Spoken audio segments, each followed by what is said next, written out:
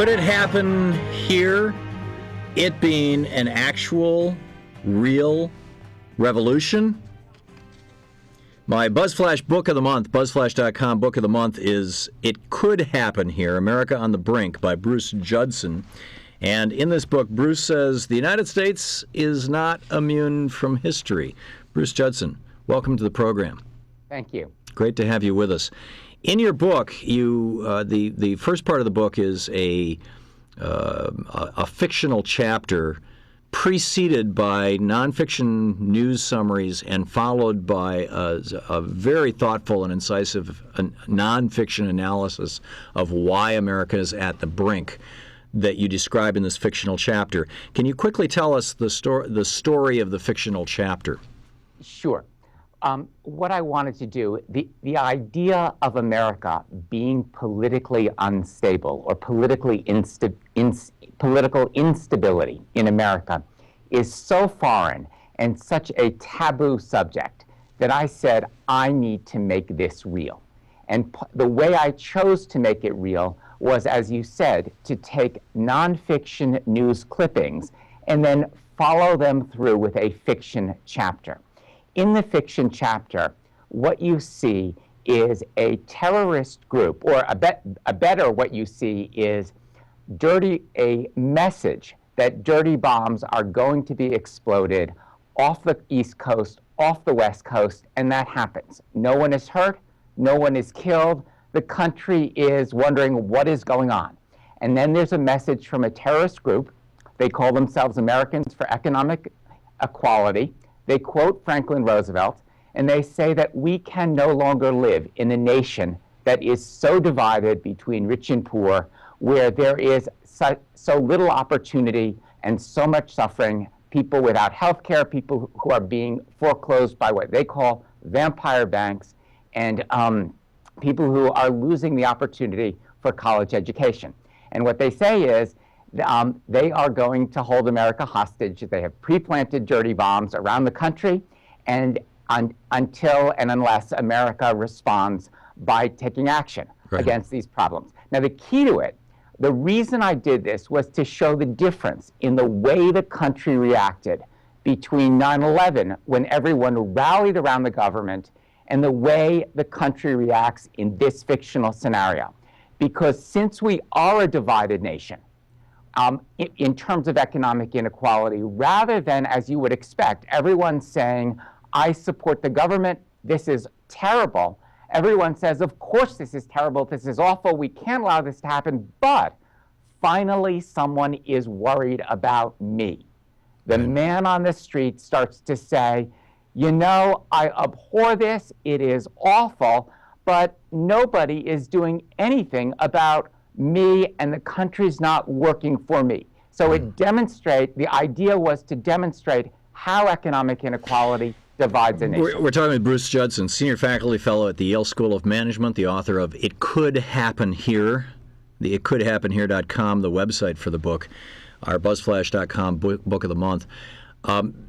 Bruce, or is it Dr. Judson? No, it's Bruce Judson. Okay, Bruce Judson. Bruce,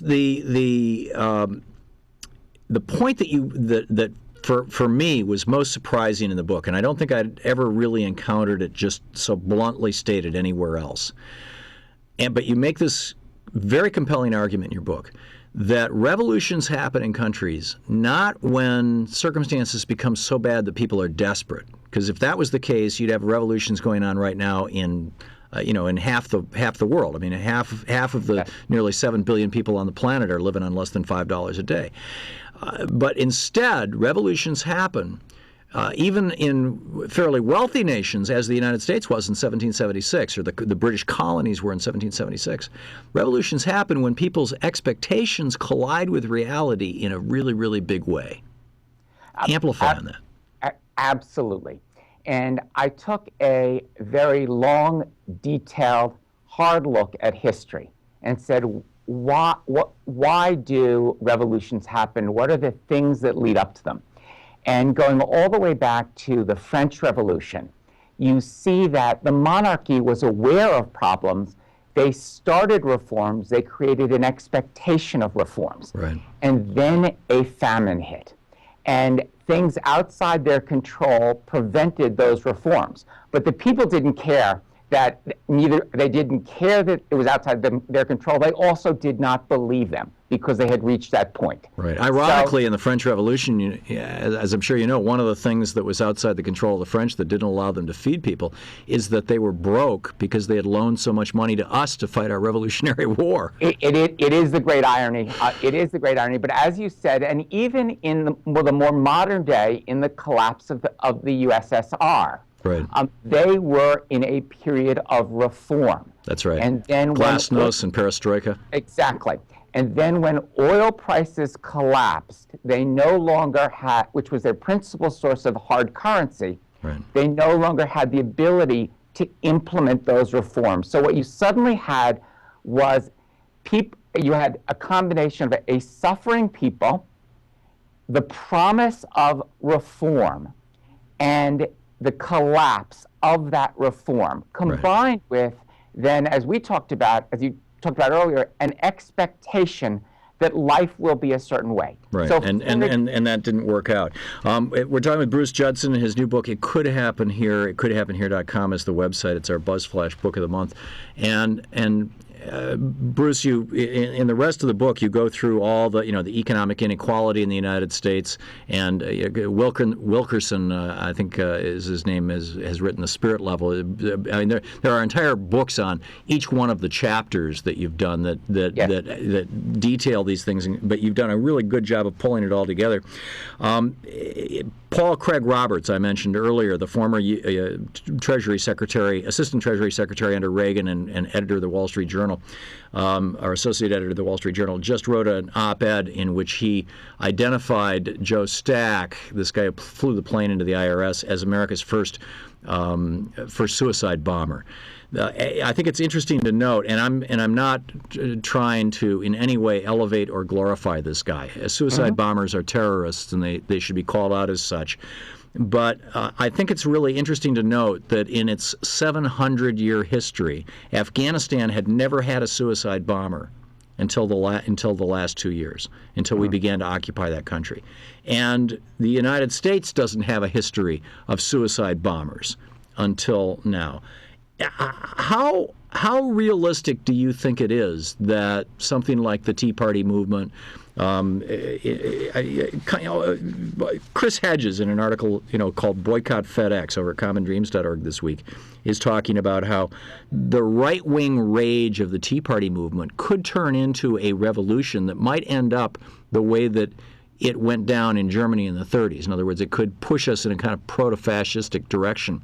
In the 45 seconds or so we have left, what's in your crystal ball? What do you think is the greatest probability of the future in this country? I have not seen that article, but I also see a frightening comparison to the Weimar Republic. Yeah.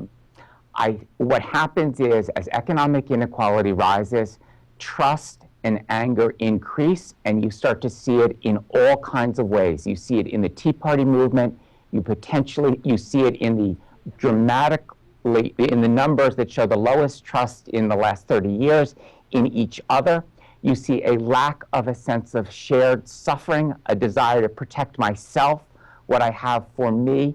The binds that tie us are collapsing. And so we're vulnerable to demagogues, be they Glenn Beck or what? Exactly. That is when demagogues emerge. Yeah, and I'm very concerned that we're seeing that happen right now. Bruce Judson, it's a thought-provoking book. You should read it. ItCouldHappenHere.com is the website. The title of the book, the same. BuzzFlash.com. You can read my review of it over there. Thanks a lot, Bruce, for dropping by. Thank you very much for having me.